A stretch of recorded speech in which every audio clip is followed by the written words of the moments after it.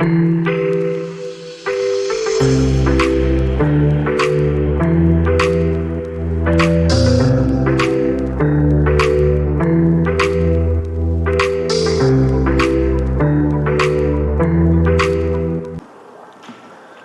bismillahirrahmanirrahim. Assalamualaikum warahmatullahi wabarakatuh. Alhamdulillahirabbil alamin wal 'aqibatu lil muttaqin fala 'udwana illa 'alal zalimin. Wassalatullahi wa salamuhu ala asyrafil anbiya'i wal mursalin Sayyidina wa maulana Muhammadin wa ala alihi wa sahbihi ajma'in wa ba'du. Alhamdulillah, pada kesempatan ini kita dapat mengkaji kembali setelah kemarin sempat libur karena hari buruh ya. Dan juga kita dapat melanjutkan pembahasan dari kitab Fathul Qorib Al-Mujib yang dikolaborasikan dengan Himpunan Putusan Tarjih Muhammadiyah. Alhamdulillah, kemarin kita telah membahas salah satu jenis air, yaitu air mustakmal, yaitu adalah air mustakmal. Dan air mustakmal sudah kita jelaskan hukumnya, bahwasanya air mustakmal hukumnya itu thahirun fi nafsihi, yaitu suci. Air mustakmal itu suci, ghairu mutahhirin li ghairihi, akan tetapi tidak bisa digunakan untuk mensucikan yang lain.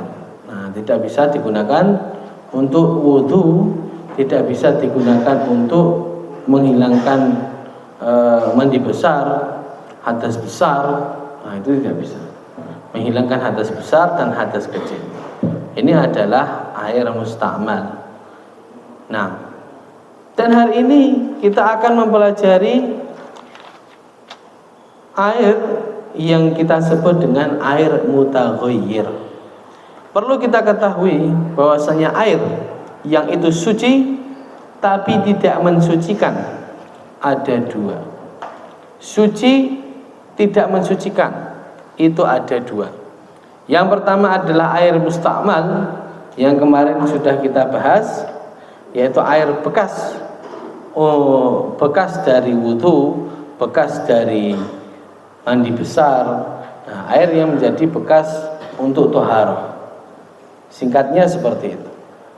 Yang kedua adalah air yang mutaghayyir. Air yang mutaghayyir itu adalah sesuai namanya, air yang berubah. Bagaimana yang dimaksud dengan mutaghayyir akan kita simak bersama-sama. Iqra. Bismillahirrahmanirrahim. Qala al-musannifu rahimahullahu ta'ala wa nafa'ana bihi wa bi ulumihi fid dharain amin. Amin. Wal mutaghayyiru ay wa min hadzal ismi al-ma'ul mutaghayyiru ahadu awsafi bima ay bi syai'in khalaqahu minat tahirati taghayyuran yamna'u itlaqa ismil ma'i alayhi fa innahu tahirun ghairu tahurin hisyan kana taghayyuru aw taqdiriyan ka'an ikhtalaqa bil ma'i ma yuwafiquhu fi sifatihi kama wardil munqati'ir raihati wal ma'il musta'mali. Nah, telah dijelaskan tadi bahwasanya wal mutaghayyir. Apa makna air yang mutaghayyir? Apa makna air yang berubah? Yaitu al-ma'u al-mutaghayyiru, apa? Air yang berubah ahadu awsafihi, yang berubah salah satu sifat-sifatnya.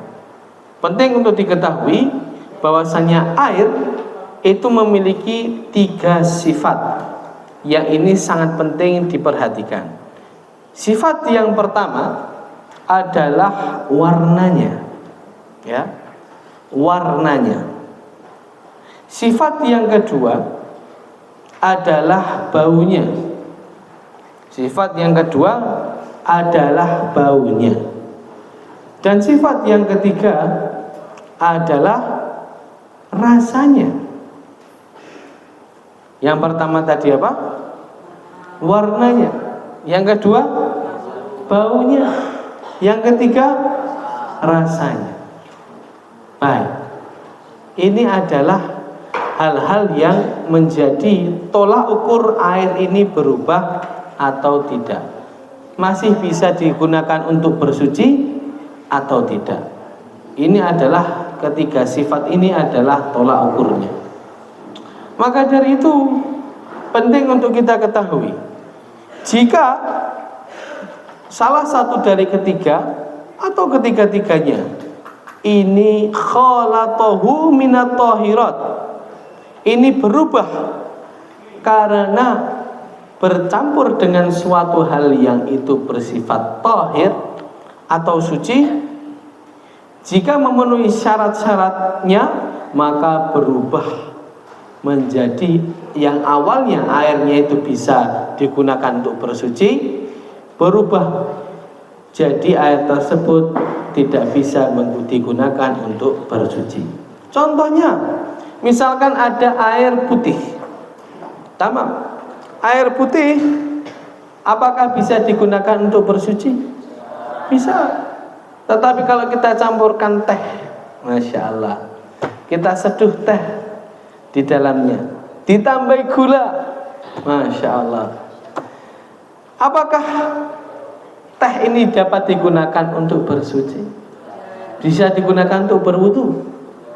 Bisa digunakan untuk mandi besar? Mandi besar pakai teh, Masya Allah. Jadi mengapa tidak bisa? Karena tiga-tiganya dari teh ini, dari sifatnya ini setelah berubah. Yang pertama adalah warnanya. Kalau warna air yang air mutlak atau air yang bisa dilakukan untuk bersuci, warnanya apa? Bening. Kalau teh jadinya apa warnanya? Coklat. Nah, ini yang pertama warnanya. Yang kedua adalah rasanya. Kalau air bening, kalau air mutlak rasanya apa? Tawar. Tawar. Kalau di sini kemarin di dalam kitab Fathul Qorib dikatakan ada manis-manisnya, seperti itu. Kalau air teh, rasanya apa? Manis kalau ada gulanya. Kalau nggak ada, ya pahit kalau kebanyakan tehnya. Baik, rasanya berubah. Dan yang ketiga adalah apa? Baunya. Kalau baunya, kalau misalkan air mutlak, apakah ada baunya? Tidak ada. Tetapi kalau teh, apakah ada baunya? Naam, ada baunya, yaitu bau teh. Jadi karena sudah berubah sifat-sifatnya ini, maka air tersebut tidak dapat digunakan untuk bersuci. Apakah harus tiga-tiganya yang berubah? Tidak. Cukup salah satu aja. Contoh misalkan yang salah satu. Kalau misalkan ada air putih, air mutlak ya, air putih, dikasih garam. Baik, dikasih garam, jadinya air apa? Air asin. Atau dikasih gula, jadinya air manis. Air putih yang manis. Kita coba lihat air putih yang manis ini. Apakah warnanya berubah? Tidak, warnanya tetap bening. Terus, apakah baunya berubah? Tidak, baunya tetap sama saja. Tetapi apakah rasanya berubah? Rasanya berubah atau tidak? Nah, rasanya berubah. Kalau yang dikasih gula jadi manis, kalau yang dikasih garam jadi asin. Dengan berubahnya satu sifat ini, yaitu rasa, air tersebut tetap dihukumi sebagai air mutaghayyir yang tidak bisa dipakai untuk wudu. dan juga tidak bisa dipakai untuk apa? Untuk mandi besar. Apakah hanya rasanya saja? Tidak. Terkadang warna saja bisa menyebabkan demikian. Kalau misalkan ada air kemasukan pewarna tawar, ya, pewarna tawar, ya, kemasukan pewarna merah yang tawar, warna makanan merah tapi tawar. Kalau kita lihat di sana, apakah air yang kena pewarna merah yang tawar ini rasanya berubah? Rasanya berubah tidak? Tidak, karena tawar. Lalu apakah baunya berubah? Tidak, karena ini tawar. Tetapi apakah warnanya berubah? Berubah. Karena berubah tetap dihukumi air mutaghayyir yang tidak bisa dipakai untuk wudu, tidak bisa dipakai untuk apa? Mandi besar. Baik. Tetapi ada perubahan air yang itu berubah warnanya, berubah baunya, berubah rasanya, tetapi tetap bisa dipakai untuk wudu. Kok bisa? Tetap bisa dipakai untuk mandi. Kok bisa? Karena ini tetap memenuhi syarat-syarat suci. Apa saja syarat-syaratnya? Baik, kita akan lihat.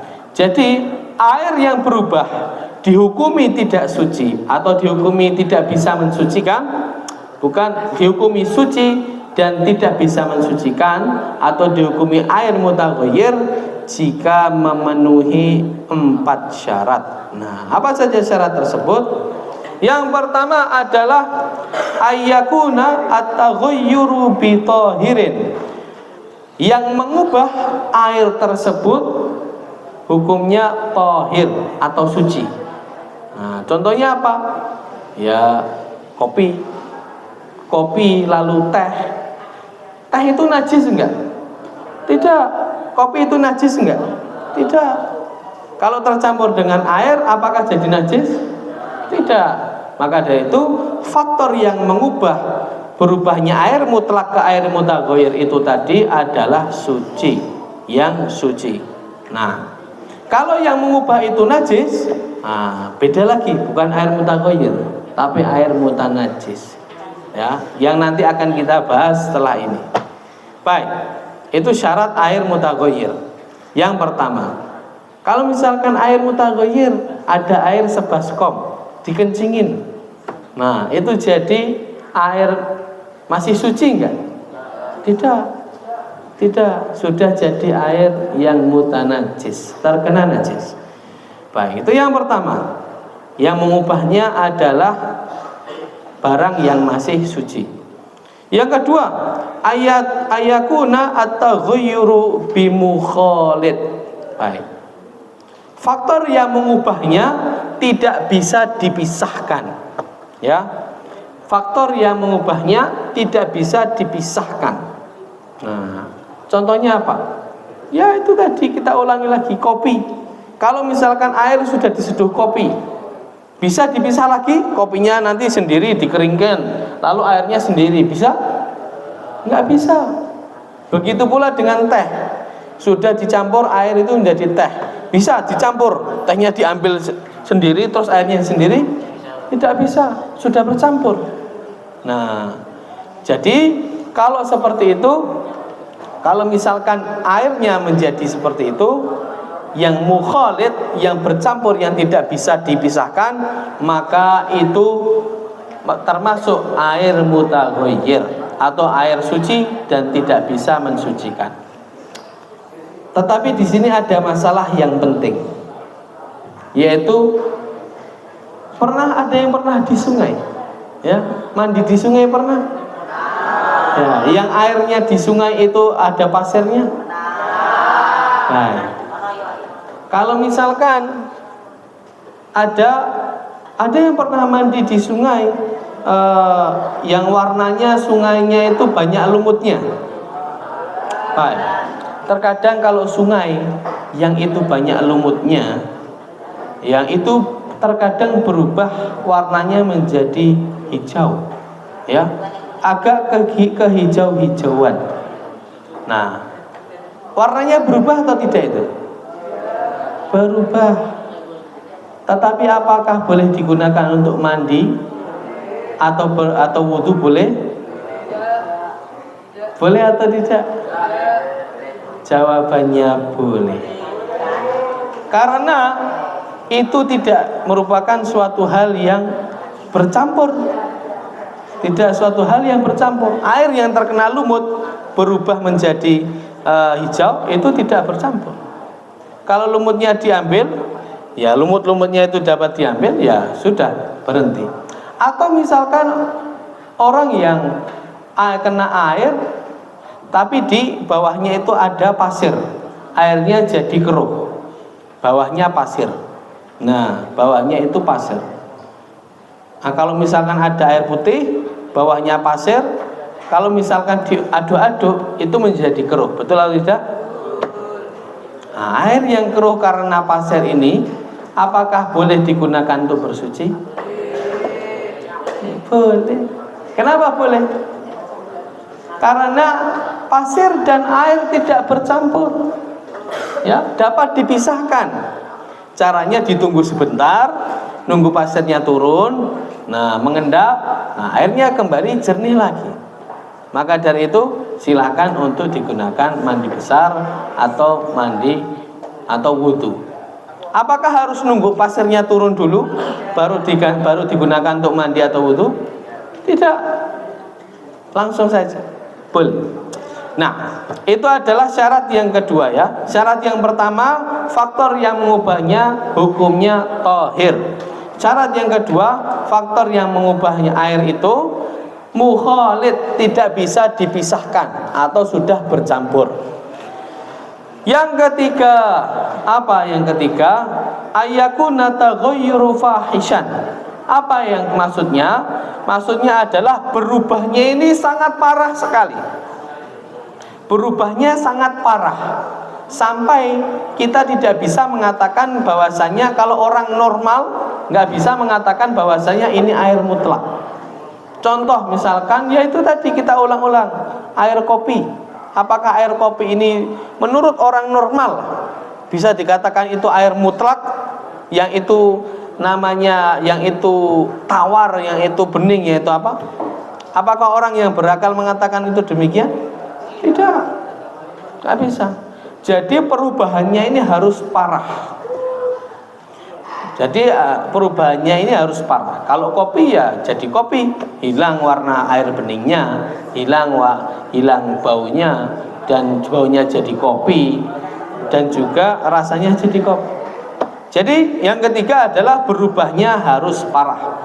Kalau perubahannya sedikit saja, ya tidak masalah lah. Hanya sedikit itu tidak masalah. Nah, dan juga jus apa ya? Jus alpukat, masya Allah. Dan juga jus. Kalau jus itu sudah berubah belum? Rasanya berubah? Nah, warnanya berubah? Baunya berubah? Baik, semuanya berubah. Maka dari itu yang parah perubahannya itu yang dihukumi air mutaghayyir. Itu yang syarat ketiga. Syarat yang terakhir adalah ayastaghniyal ma'u anhu. Baik. Air, apa makna ayastaghniyal ma'u anhu?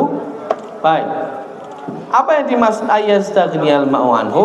Yang dimaksud ayastaghniyal ma'u anhu adalah yumkinu saunu au hifdzul ma'i anhu. Air dapat dijaga dari perubahan itu, ya. Air dapat dijaga dari perubahan itu. Maksudnya air dapat dijaga dari perubahan itu bagaimana? Misalkan kalian mengambil air ditaruh di baskom, baik, selesai ditaruh. Lalu di sampingnya ada faktor-faktor yang mengubah air. Sampingnya ada kopi, sampingnya ada gula, sampingnya ada apalagi? Sampingnya ada gula, sampingnya ada kopi, ada teh dan lain sebagainya.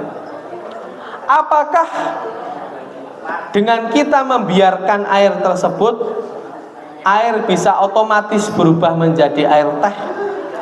Nggak bisa. Maka dari itu, apakah bisa jadi air kopi? Apakah airnya tiba-tiba bisa jadi asin? Apakah bisa jadi tiba-tiba jadi manis? Maka dari itu, air ini disebut kita dapat hifdhuhu, kita dapat menjaganya dari yang namanya faktor-faktor yang dapat merubah air tersebut. Tetapi kalau misalkan kita wudhu dari kerannya ada peralonnya dari besi, besinya itu berkarat. Nah, lalu kita buka air keran tersebut dan airnya berubah, ada bau-bau karat dan warnanya berubah agak kekuningan sedikit. Apakah ini tetap boleh digunakan untuk bersuci? Boleh atau tidak? Ada yang bilang tidak, angkat tangan. Satu aja, nggak jadi. Yang bilang boleh, angkat tangan. Oh, yang nggak angkat tangan berarti nggak boleh, nggak bilang boleh, nggak bilang tidak boleh. Jawabannya adalah boleh. Kenapa boleh? Karena kita tidak bisa menjaga air tersebut dari perubahannya itu sendiri. Apakah kita bisa menghalangi air tersebut ketika lewat peralon nih? Bisa menghalangi dari karat-karatnya? Bisa enggak? Enggak bisa. Mau tidak mau, pasti air tersebut lewat peralon yang ada karatnya. Mesti mau nggak mau, mesti lewat peralon dan itu ada karatnya. Kalau mau wudhu lewat keran. Maka dari itu, air yang seperti ini itu tetap bisa, tetap boleh dipakai untuk bersuci, tetap boleh dipakai untuk wudhu. Nah, ini adalah syarat yang keempat. Maka dari itu penting untuk kita ketahui bahwasanya air yang telah berubah karena memang kita tidak bisa menjaganya dari perubahan, seperti yang air lewat peralon itu tadi, peralon yang berkarat itu tadi, itu tetap bisa dipakai untuk berwudu. Nah, kecuali kalau misalkan seperti yang kita ungkapkan tadi, kalau airnya bisa kita jaga, di sini ember, di sana ada teh. Nah, tehnya kita masukkan ke air dengan kita sendiri, maka air tersebut sudah berubah dan tidak bisa kita pakai untuk berwudu dan bersuci. Jadi itu 4 syarat air bisa dikatakan sebagai air yang mutaghayyir atau air yang sudah berubah hukumnya dari yang awalnya air mutlak yang itu suci mensucikan jadi suci dan tidak bisa digunakan untuk mensucikan. Sampai di sini semuanya bisa dipahami? Nah, siap dan bisa. Alhamdulillah. Tetapi kalau misalkan ada air di ember dan itu airnya ada di kamar mandi, lalu ada kucing keluar dari kamar mandi dan kucingnya itu membawa tikus, bangkai tikus di mulutnya. Lalu ketika kita masuk ke kamar mandi, airnya itu sudah gerak-gerak. Berarti ini kucingnya ini tadi minum dari sini. Bisa jadi. Dan bangkai itu hukumnya apa? Najis. Hukumnya najis. Apakah air ini berubah menjadi najis? Najis atau tidak? Kita akan jawab di pertemuan minggu depan. Baik. Sekian dari saya. Apabila salahnya mohon maaf. Hayya nahtadim dirasatana bi qiraatil hamdalah. Baik, sekian. Wassalamualaikum warahmatullahi wabarakatuh. Selain